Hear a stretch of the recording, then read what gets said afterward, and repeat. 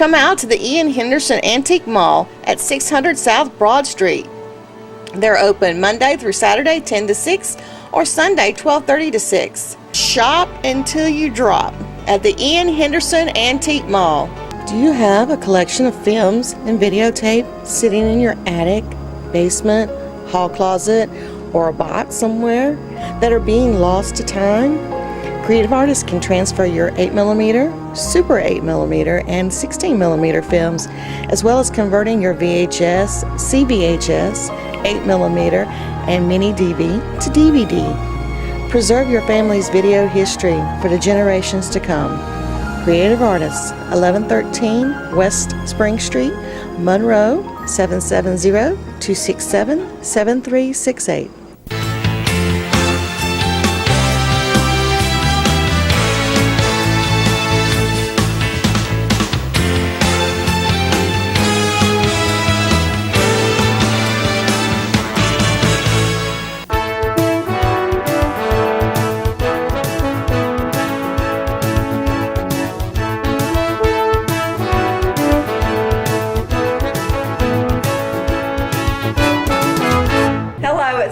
November the 16th, and we're so excited to finally be here to do our ribbon cutting and grand opening for JL Designs.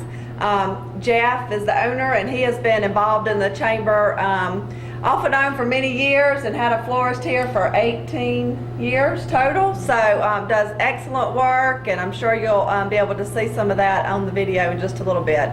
We do have the Vice Mayor of Monroe here, Wayne Adcock, if you want to say a few words and welcome them. Yeah, Jeff, on behalf of the city, we're certainly glad to have you and have you keep your business here in the city.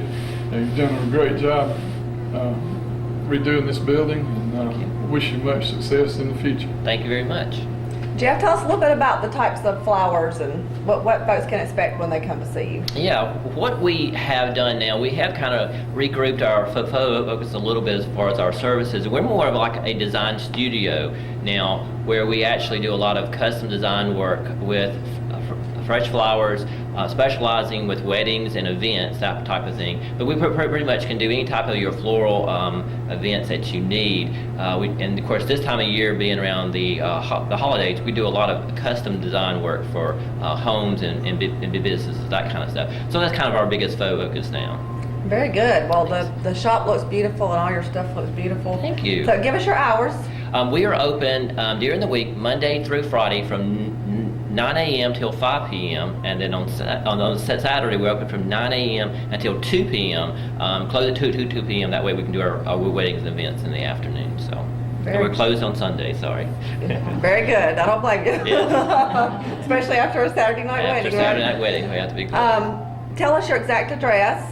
We are located at 120 North Wayne Street, and that is actually located runs parallel with North Broad Street, kind of behind Buckles Hardware in the basement level, kind of like downtown Monroe, or underground Monroe, I think is what they're kind of calling this area. So.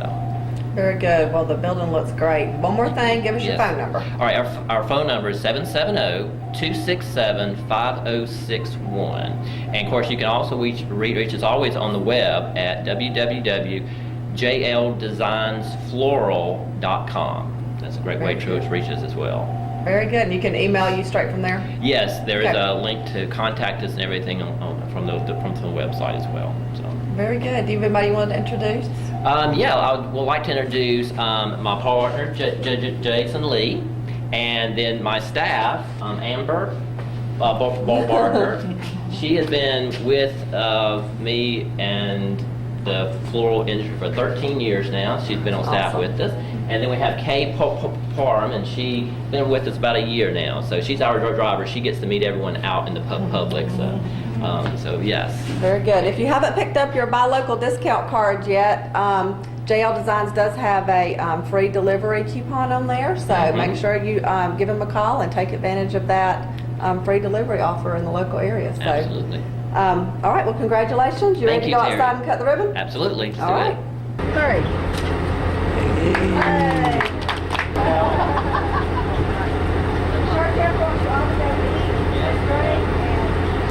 This really is the start of what may be the absolute most exciting time of the year. season that takes us all the way through Christmas and the New Year. And today we start by giving thanks. And so it is in that spirit that we gather tonight. This is Fish's annual celebration. I believe this is in excess of 18 years that Fish has organized, and through the effort of all of you really, of all the churches and all the different peoples and all the people groups in this community that have come together and recognize that we can do so much more together than we do apart. And this evening is just a reflection of that. When all of us come together, how glorious it can be just looking around and seeing when God's people gather together. Amen? Amen. So welcome this evening. It's going to be a fine evening. I'll open and then the program will flow. Everybody knows their part, and just hang on. There's going to be great times of praise and worship. There's going to be great preaching. And after all of that, you wouldn't believe it, but there is actually going to be the world's, well, maybe Walton County's largest dessert bar. And so after service, please stay with us and join us for dessert. And for those of you who are our special guests tonight, if you have your card, your invitation, that will allow you a gift box as you leave tonight. Amen? So, would you stand with me and let us pray.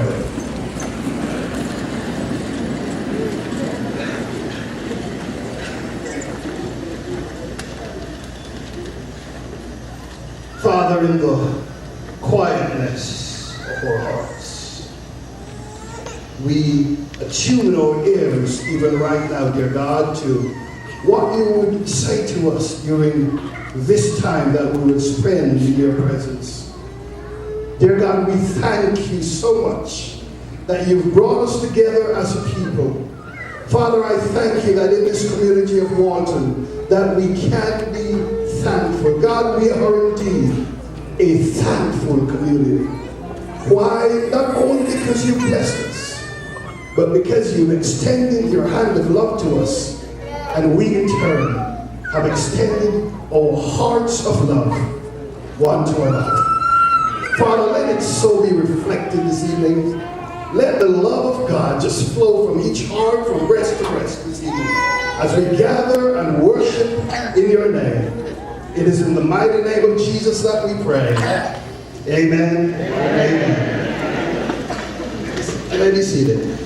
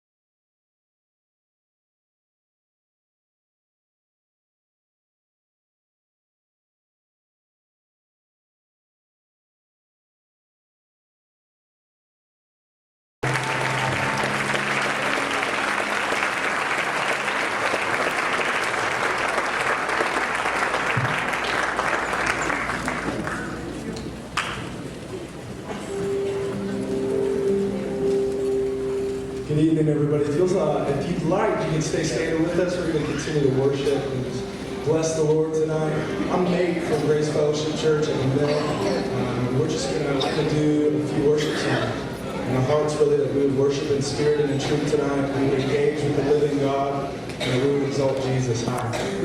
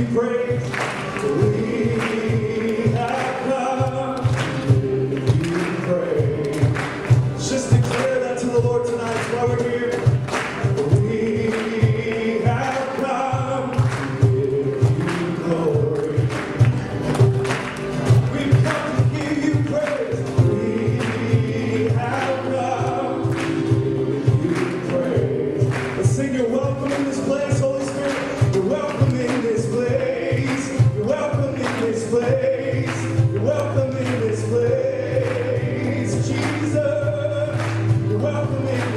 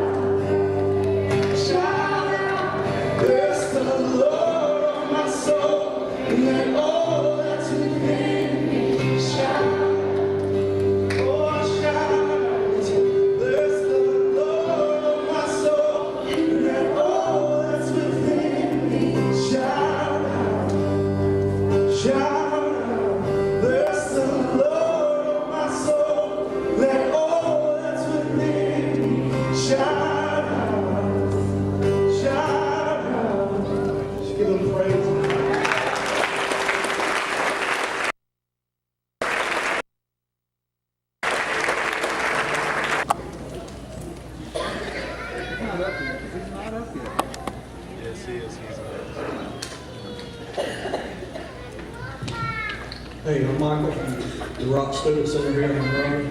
And I just want to thank you guys for coming out tonight.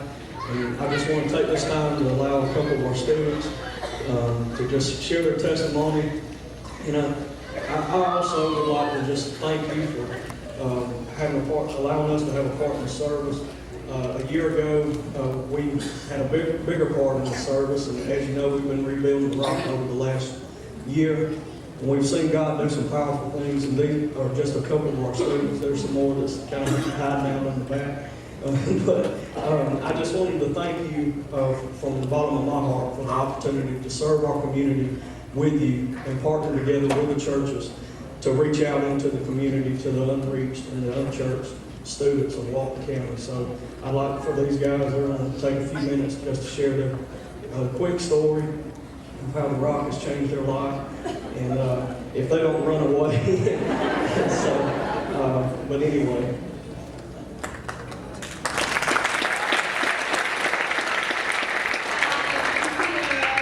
So I've been going to the Rock for about 6 months. I moved here in May, and the Rock's really changed me. I had no friends when I came here. You know, not a lot of people liked me. And I'm from Washington State. It's far away. And going to the Rock, I made a lot of new friends. They were always there for me. God was there for me. I found God when I moved out here. And it just really changed my life, having people there for me when I needed them, when the enemy brought me down. Just going to the Rock every Thursday. It's just having those people that I could count on, even though maybe I didn't talk to them at school or didn't see them outside of the Rock. It really helped me a lot. Yeah.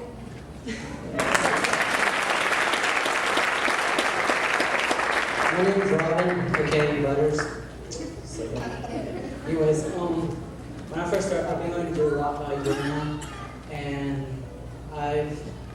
over the years, I've not really been, a lot of people that I know or whatever, but I got a wonderful family from it, from not only the Rock, but also because of Michael, started going to the church, I'm a Church of God, and meeting a lot of people that helped me out and helped some of my friends out when they needed it the most.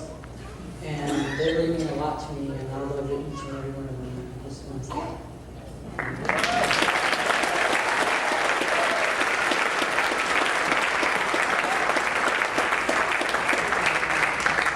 They say, can we go now? What you may or may not know, the Rock reaches out to the unchurched, mostly inner city kids. And as he was saying, his name is Robin. I didn't even know his real name until a couple of weeks ago. He goes by Butters because when he was a kid, his parents were always saying, you better not do that. And so they just kind of went from that and they called him Butters. So anyway, but what you don't know is a lot of their stories, a lot of these kids, and I don't want to embarrass them, but they've come from abuse, from horrible situations, addictions, things like that. And we've just seen God transform their lives tremendously over the last year. And we've seen healings, we've seen all kinds of things. I have a video of a girl who came, of a cheerleader who had broken her hand in a stunt in a competition. And God instantly healed her to where she took her brace off right there and could move her fingers, and it was totally healed. Her mom came the next week.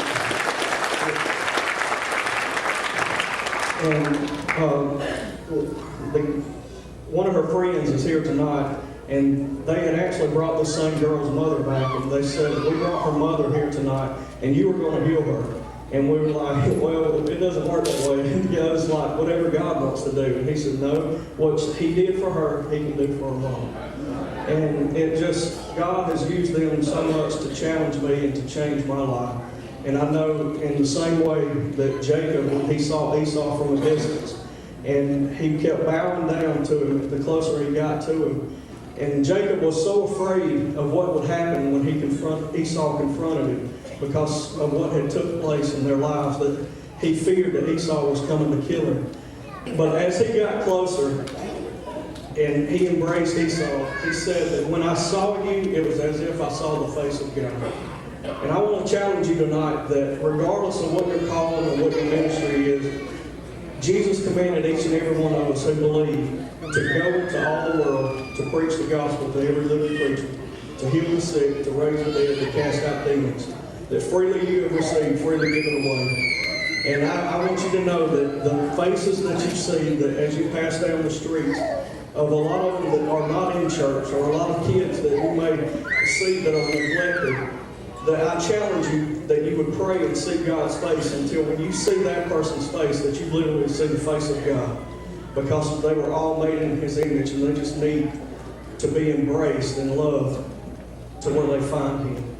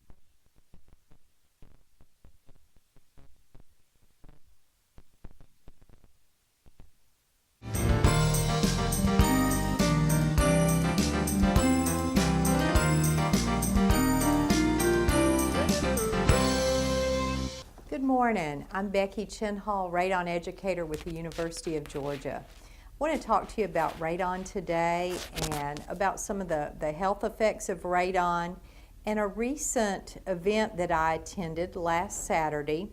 And it's called the Lung Cancer Partnership Free to Breathe, and it was a 5K run walk.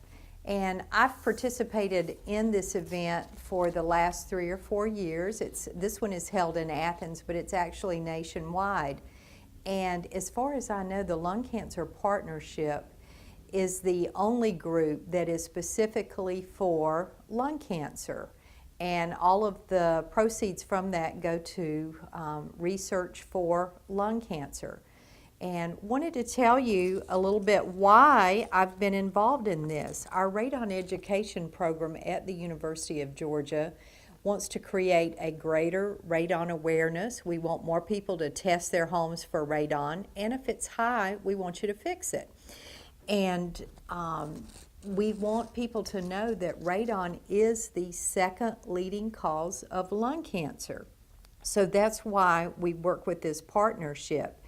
And last Saturday, I'm going to say there were approximately 400 people either running or walking. And this was some event at 31 degrees, 7 o'clock in the morning to see this many people out.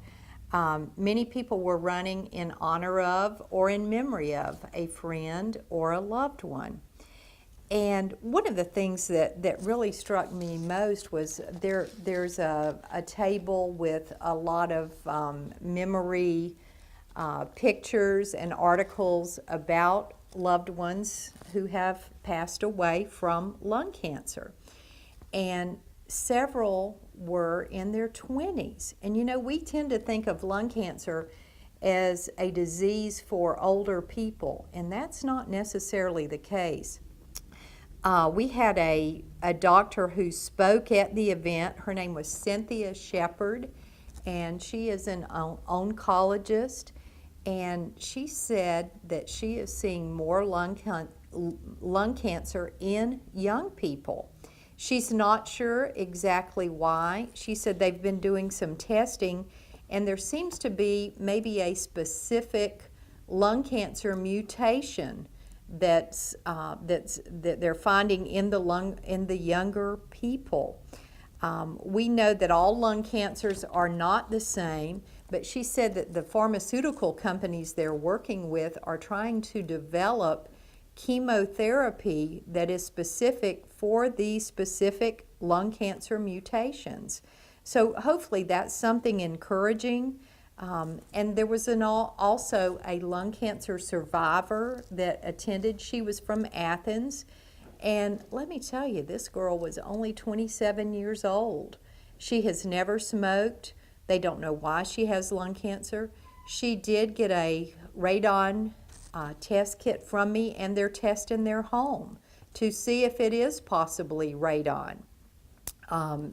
They live in Clark County, which we know is not far from here in Walton County, and it is also a zone 2 with a moderate to high potential for radon. But want to go back and talk to you a little more about radon. Radon's a radioactive gas. It seeps up into our homes through the foundation. It comes from granite rock and it comes from soil. Granite rock tends to have a lot of uranium, and the uranium decays into radon. And as this radon gas enters our home, it can build up into an enclosed area. We know that our homes tend to be closed in the winter. As it's cold today, we tend to have our homes closed tightly with the doors and windows closed, running our heat. And this is a good time to test for radon. It's always a good time, but as the weather gets cold, we tend to have our homes closed more tightly, so I encourage you to test. And that's the only way to know if you have high radon. And just want to show you how you would test. We have test kits available at the Walton County Extension Office. You can come pick one up for $8. It covers your postage and laboratory analysis. It's a great deal. You can also get them at a hardware store if you'd rather purchase one there. But this is what the kit looks like. It comes with a filter an air filter that you insert in the opening. It has charcoal particles inside that absorb the radon in the air. So all you do is hang this in your living room or your bedroom for 3 to 7 days. While it's hanging, it absorbs any radon in your home. After you're done, you're going to throw the filter away, peel off the tape, seal your test kit. It's postage paid, drop it in the mail, fill out your name and address on the back, and you'll get your results back in about a week with your radon test result. 4 or above is high. It's never going to be 0. If it is high, I'll talk to you and tell you how you can fix it, usually with just a change in your ventilation system. A vent pipe with a fan usually takes care of the problem. At the event, I handed out these radon backpacks, and this is a previous winner of the Children's Radon Poster Contest. And I talked about this last month, the Radon Poster Contest. The deadline was last week. We know we've got some very good entries from Georgia. I checked this morning. I don't have any results to tell you yet, but I am anxiously awaiting. We hope to have some students from Georgia who've placed in the National Radon Poster Contest, but we should know in about 10 days. All the middle schools were targeted with the radon information for the poster contest, so I will be talking to any winners that we may have, and again, I'm very hopeful that we'll know something within a week or so. Back to radon and the lung cancer. Just want to tell you that radon is the second leading cause of lung cancer. It is the first leading cause of lung cancer among non-smokers. Overall, 160,000 people die each year in the United States from lung cancer. That's all lung cancers. Radon-induced lung cancers are 21,000. That's 21,000 each year. And that's approximately 13 to 14% of the 160,000. The third leading cause of lung cancer is secondhand smoke. And that's estimated to be about 3,000 deaths each year. And I know we don't like to talk about this, but we need to know. We need to know what causes lung cancer and what we can do about it. When someone has lung cancer, this is from cellular damage. It's from a mutation in the DNA of the cell. And as we said, radon is a radioactive gas. And this radioactive gas has alpha particles that are very high bursts of energy that can penetrate the mucous membrane lining of the lungs. And then these little bursts of energy, the alpha particles, can cause a break in the DNA of the lung cells. And when this happens, a mutation can occur, and then that's where the lung cancer starts and grows. So we want to reduce our radon exposure as much as possible, and the only way to know is to test. We encourage lots of people to test for radon. Again, at the Lung Cancer Partnership 5K, that was just an excellent way to reach out. And I encourage you next year. We're going to have it again in Athens at Sandy Creek Park in November. If you would like to participate, it's a great way to remember a loved one or someone you know who has lung cancer, and to help with the fight against lung cancer, and to help create greater radon awareness. So please come by and see me if you haven't tested your home at the Walton County Extension Office and pick up a radon test kit. Thank you so much. Have a great day.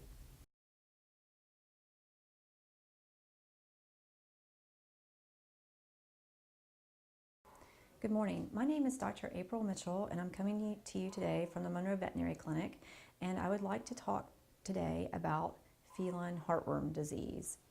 We all talk a lot about the canine form of this disease, and there's a lot of publicity out and a lot of media coverage of the importance of heartworm control in canines.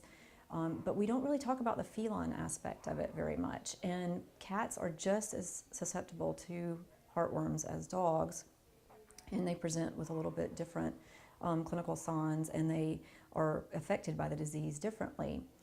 Both cats and dogs acquire heartworms from mosquitoes, and the mosquitoes carry the larvae of the heartworms. And in the United States, there's a large percentage of the mosquitoes that unfortunately carry these larvae.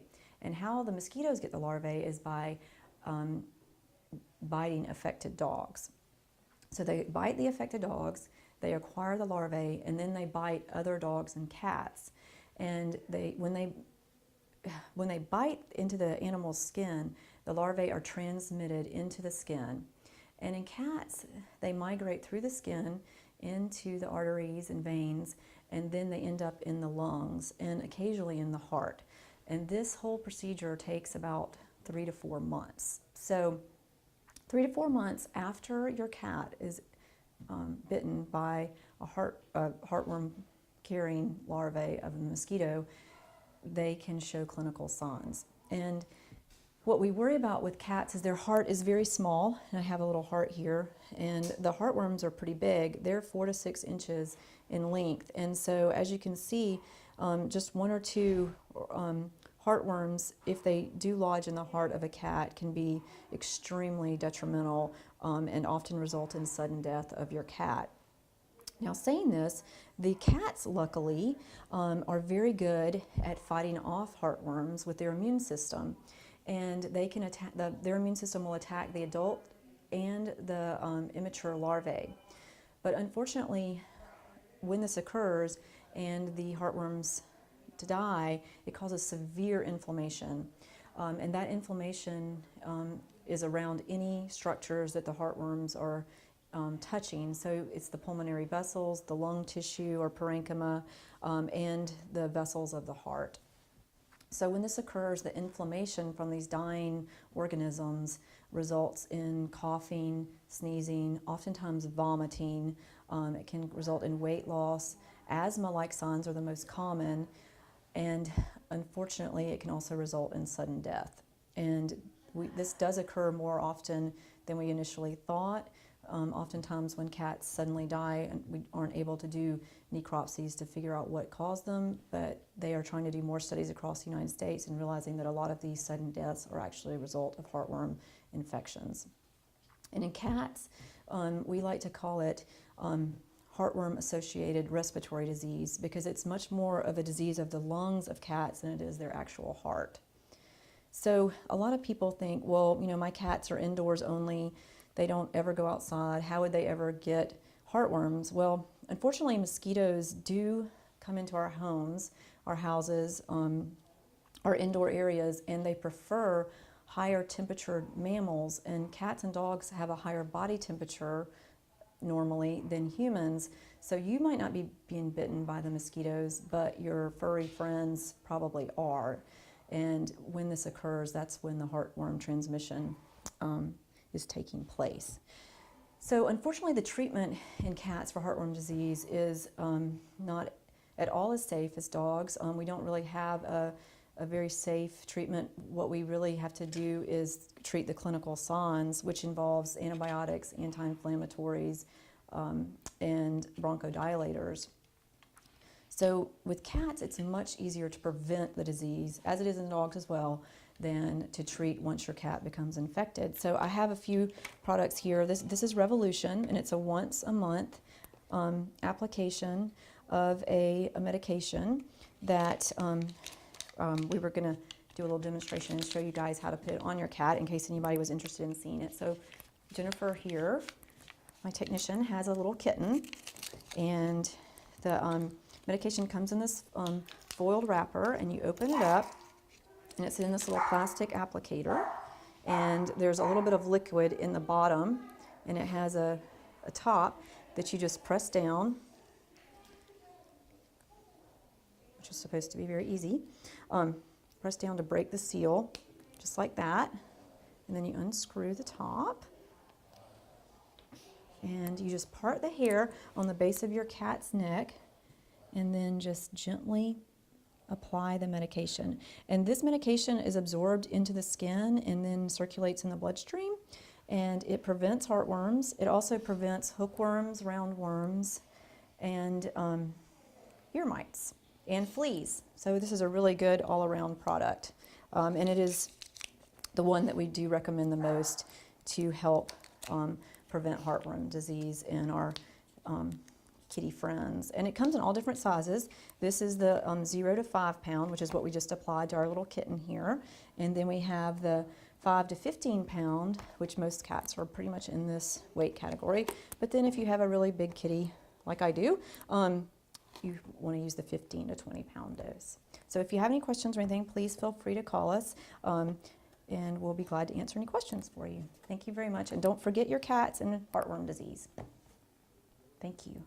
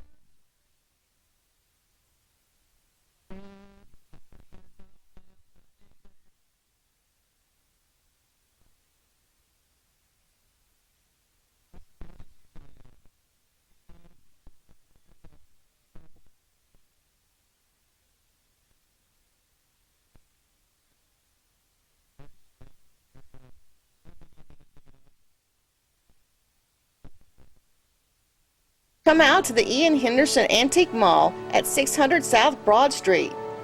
They're open Monday through Saturday 10 to 6 or Sunday 12:30 to 6. Shop until you drop at the Ian Henderson Antique Mall. Do you have a collection of films and videotape sitting in your attic, basement, hall closet, or a box somewhere that are being lost to time? Creative artists can transfer your 8mm, Super 8mm, and 16mm films, as well as converting your VHS, CVHS, 8mm, and mini DV to DVD. Preserve your family's video history for the generations to come. Creative Artists, 1113 West Spring Street, Monroe, 770-267-7368.